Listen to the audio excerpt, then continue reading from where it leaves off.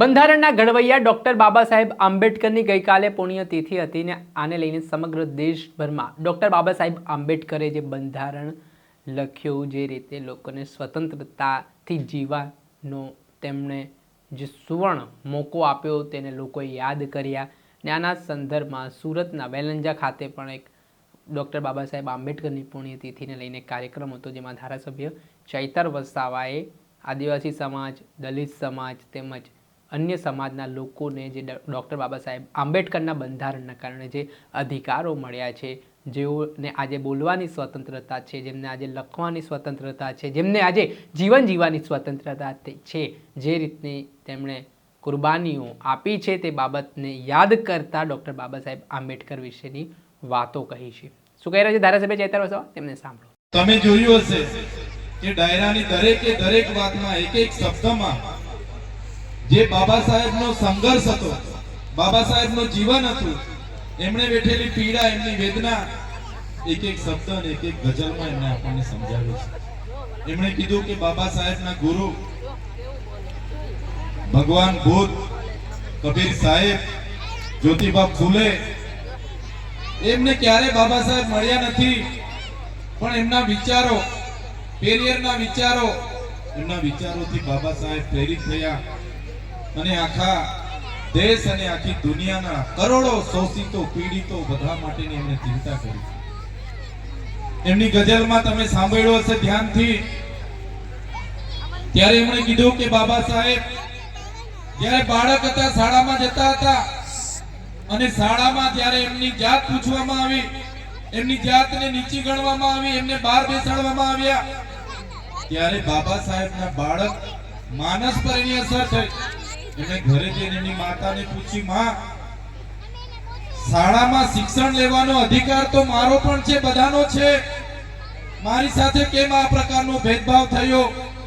ત્યારે માતાએ કીધું, બેટા, આપણે નીચી જાતિમાં આવીએ છીએ. બાબા સાહેબે પૂછ્યું, માં, આપણે કઈ રીતના નીચી જાતિમાં આવીએ છીએ? માતાએ કીધું, બેટા, કોઈ એવું પુસ્તક છે, એવી બુક છે, એમાં લખેલું છે કે તમે નીચી જાતના છો અને આજે આપણે નીચી જાતના માનીએ છીએ, એટલે આ ભેદભાવ તારી સાથે પણ થાય છે, આવનારા દિવસોમાં પણ થશે. ત્યારે એ દિવસે બાબા સાહેબ બાળક હતા અને એના શબ્દ હતા, માં, મને જ્યારે પણ તક મળશે, મને જ્યારે પણ અવસર મળશે, તો જે પણ એ પુસ્તકમાં લખ્યું હશે આપણે નીચી જાત છે, એ પુસ્તકને હું બદલી કાઢીશ માં. અને ત્યારથી એમના સંઘર્ષની શરૂઆત થઈ. રાત દિવસ એમણે માત્ર કલમ અને પુસ્તકો, માત્ર કલમ અને પુસ્તકો. એમને એમના ભવિષ્યની ચિંતા નથી, એમના પરિવારની ચિંતા નથી, પણ જે કરોડો લોકો સાથે ભેદભાવ થઈ રહ્યા છે, અસ્પૃશ્યતા થઈ રહી હતી, એની ચિંતા હતી. એમાંથી કરોડો લોકોને કઈ રીતના મારે બહાર કાઢવા છે, એની ચિંતા હતી. જે દીકરાને શાળામાં બેસવા નહોતો દેવામાં આવ્યો, બહાર બેસીને ભણ્યો, તમે વિચાર કરો, એ દીકરો બાબા સાહેબ આંબેડકર દેશમાં પણ ભણ્યો, વિદેશમાં પણ ભણ્યો, 32 જેટલી ડિગ્રીઓ બાબા સાહેબના નામની છે, 32 જેટલી ડિગ્રીઓ. અને સાચી ડિગ્રીઓ, ઓરિજિનલ ડિગ્રીઓ આપણે બધા બતાવી શકીએ એવી ડિગ્રીઓ, કોઈ ફરજી ડિગ્રીની હું વાત નથી કરતો, ઓરિજિનલ ડિગ્રીઓની વાત કરું છું. 4 જેટલી ડિગ્રીઓ, એમણે 4 વખત પીએચડી કરેલી ડિગ્રીઓ એમની પાસે હશે. ત્યારે આ બાબા સાહેબ એ ધારતા એ ફરી આપણા દેશમાં નહીં આવી શકત. એમના પરિવાર સાથે વિદેશના કોઈ પણ દેશના કોઈ પણ શહેરમાં જતા, એ ક્લાસ 1 અધિકારી બનીને એમના પરિવાર સાથે ત્યાં રહેતા. પણ બાબા સાહેબને દેશના લોકોની ચિંતા હતી, એમને પીડામાંથી, એમને અસ્પૃશ્યતામાંથી કઈ રીતના કાઢવાની એની ચિંતા હતી. અને બાબા સાહેબ આવ્યા, ફરી ભારતમાં આવ્યા અને એમણે જે વચન આપ્યું હતું કે હું અહીંયા નોકરી કરીશ, એક ઓફિસર તરીકે, અધિકારી તરીકે નોકરીમાં જોડાયા. અને નોકરીમાં જોડાયા પછી પણ એમની સાથે ભેદભાવ, જ્ઞાતિ જ્ઞાતિ અને એક પટાવાળા પણ એમની ટેબલ પર ફાઇલો દૂરથી મૂકી દે, એમને માટલામાંથી પાણી નહીં પીવા દેવામાં આવે, એમનું પાણી અલગ રાખવામાં આવે. ત્યારે બાબા સાહેબના મનમાં થયું, એમને થયું, મારી પાસે આટલી બધી ડિગ્રીઓ છે, હું આટલો બધો ભણેલો છું, હું ઓફિસર છું, અધિકારી છું, મારી સાથે આટલા બધા ભેદભાવ જો થતા હોય તો બીજા લોકોની તો શું હાલત હશે?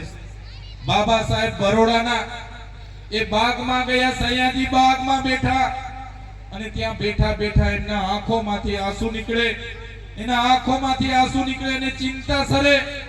અને બાબા સાહેબે તે દિવસે સંકલ્પ લીધો કે મારા દેશમાં કરોડો લોકો સાથે ન્યાય, જે અન્યાય થઈ રહ્યો છે, ભેદભાવ થઈ રહ્યો છે, નીચી જાતિ માનીને એની સાથેનો જે ભેદભાવ છે, એ ભેદભાવ હું આવનારા દિવસોમાં આજેથી સંકલ્પ લઉં છું, એ તમામ ભેદભાવનો હું નાબૂદ કરીશ.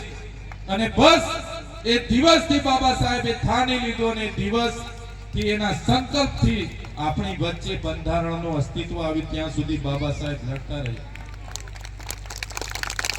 ત્યારે મિત્રો બાબા સાહેબ એ બંધારણ સભામાં ગયા, કોઈની મહેરબાનીથી નથી ગયા, કોઈના આશીર્વાદથી નથી ગયા. બાબા સાહેબ એ જમાનામાં એટલા નોલેજેબલ હતા, કેપેબલ હતા કે એમની એ કેપેબલ, એમની કાબિલિયતના લીધે બંધારણ સભાના અધ્યક્ષ બન્યા અને આપણા દેશને બંધારણ આપ્યું. અને બંધારણની તમે એક ખાલી શરૂઆત, એક નાની શરૂઆત, એની પ્રસ્તાવના તમે જોજો.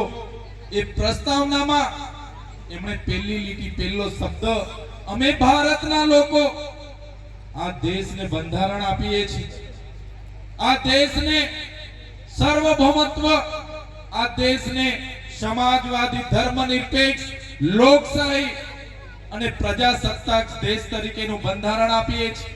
આ બંધારણમાં ન્યાય, સ્વતંત્રતા, બંધુતા, વ્યક્તિ સ્વતંત્ર અને દેશની રાષ્ટ્રભાવના, દેશ અખંડિતતાની ભાવના સાથેની એમણે આ બંધારણ દેશને આપ્યું. અને એ બંધારણ, આટલું મોટું બંધારણ, દેશની આટલી મોટી લોકશાહીને બાબા સાહેબ એમની ટીમે આપ્યું.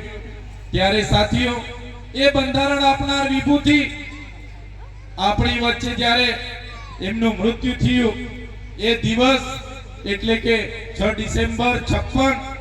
સાથીઓ, તમે વિચાર કરો, જે વિભૂતિ એ દેશ માટે, દેશના કરોડો દલિતો, વંચિતો, પીછડા, આદિવાસી, ઓબીસી, માઇનોરિટી, દરેક વ્યક્તિના નેતા હતા. દરેક લોકો માટે એમણે બંધારણમાં જોગવાઈ કરી. પણ બાબા સાહેબને કેટલાક લોકોએ દલિતના નેતા તરીકે સીમિત કરવાનો પ્રયાસ કર્યો. એમણે લખેલા પુસ્તકો મારા ખ્યાલ મુજબ 1980 બાદ પ્રકાશિત થયા. બાબા સાહેબ ના મૃત્યુ પછી પણ કેટલાય વર્ષો સુધી 1990 માં બાબા સાહેબને ભારત રત્ન મળ્યું. અમારા બાબા સાહેબ ભારત રત્ન માટે નહીં, અમારા બાબા સાહેબ તો વિશ્વના રત્નના કાબિલ હતા. ની જે પુણ્યતિથિ હોય, બાબા સાહેબની જે જન્મ તિથિ હોય, ત્યારે 14 એપ્રિલ 1990 થી જ એમની જન્મ તિથિની પણ ભવ્ય ઉજવણી થવા લાગી. અને એમના જન્મ દિવસની પણ તમે વિચાર કરો, આઝાદીના એટલા વર્ષો પછી આજે આઝાદીનો અમૃત મહોત્સવની શરૂઆત થઈ. અનેક સંગઠનના લોકોએ માંગણી કરી કે સર્વોચ્ચ અદાલત જે દેશની આવી છે, સુપ્રીમ કોર્ટ, ત્યાં અમારા બેરિસ્ટર બાબા સાહેબની પ્રતિમા હોવી જોઈએ. અને આઝાદીના 75 વર્ષ પછી આ સરકારોને સર્વોચ્ચ અદાલતની સામે બાબા સાહેબની પ્રતિમા મૂકવી પડી. આપણા માટે દુઃખની બાબત છે કે બાબા સાહેબે દેશ માટે, બાબા સાહેબે પીછડાઓ માટે, દલિતો માટે, કરોડો લોકો માટે, મહિલાઓ માટે, બાળકો માટે શિક્ષણની વાત કરી, અધિકારો આપ્યા, સંવિધાનિક અધિકારોની વાત કરી, સામાજિક અધિકારોની વાત કરી, બધા જ વર્ગોને સમાનતાની વાત કરી, વ્યક્તિ સમાનતાની વાત કરી.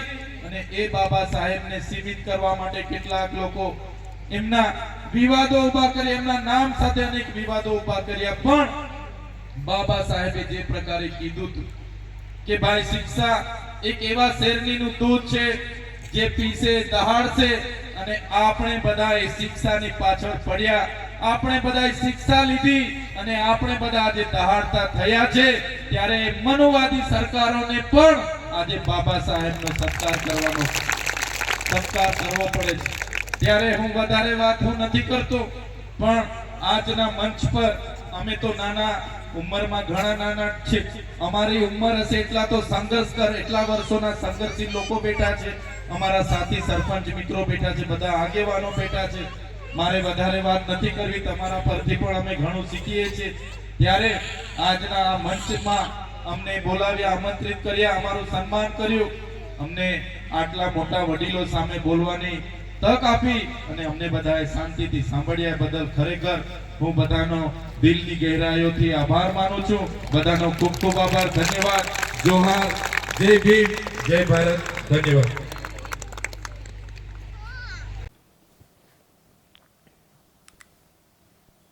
સુરતના કામરેજ વેલંજા ખાતે આ કાર્યક્રમ રાખવામાં આવ્યો હતો, જેમાં મોટી સંખ્યામાં લોકો આ કાર્યક્રમમાં જોડાયા હતા અને આ પુણ્યતિથિ નિમિત્તે ડૉક્ટર બાબા સાહેબ આંબેડકરને યાદ કરવામાં આવ્યા.